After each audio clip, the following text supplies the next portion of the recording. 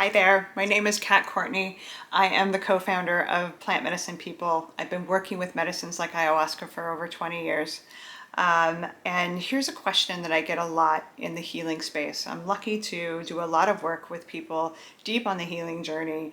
And there's always this question of like, what is one of the most essential elements in order to ensure that our healing is happening? Because we are each responsible for our own healing. These are not things that we should really accurately farm out to other people. It doesn't work, which is why our doctors and our naturopaths and our shamans and whatnot, they can't heal us for us. They give us information. So I'm here to give you a piece of information in my own healing journey and witnessing other people that feels like it's essential in order to actually have solid, tangible results in the healing space. And that is that we feel worthy enough to actually receive the healing that we are seeking. So here's the conflict that can come for a lot of us. I've gone through this myself, is seeking something healing. So I'll make it personal that I've healed a relationship with my body, specifically around bulimia, really, really severe bulimia for many years. And in order for me to start unraveling the trauma and the truth of why it is that I did those things to my body, I had to also come to the deep awareness, the complete embodiment and trust that, damn it, I'm worthy of healing, that I am just as good as anybody else in terms of deserving a feeling of being more healthy and whole. Because if that isn't there, and we do all the things, let's say, you're doing the meditation and you're doing the yoga and you're eating right and you're doing all the things, but it isn't actually working, which is where I was at for a while, of like working with the medicines and like really showing up.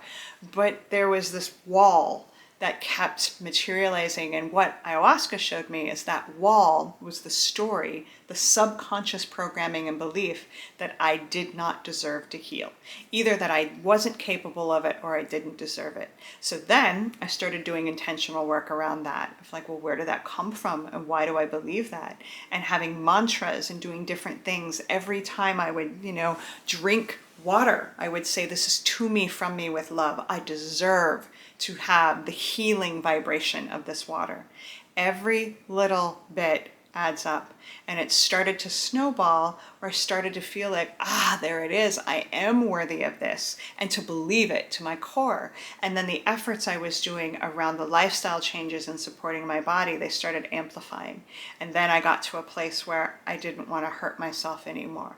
I didn't want to intentionally control the input and output of food because it felt like torture. It felt like self-abuse, but it had to happen that I reclaimed my sense of worthiness. So wherever you're at in your healing journey, there's no such thing as too much self-love and too much self-worthiness.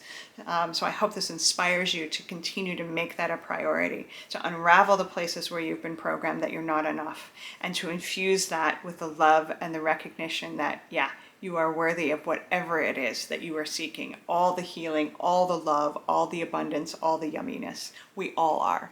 That is our birthright, but it's up to each of us as individuals to reclaim that. So may you know more and more and more of the beautiful vibration of self-love. Please follow, subscribe to our channel if you haven't already, and I really hope to see you next time on your journey. Be well out there.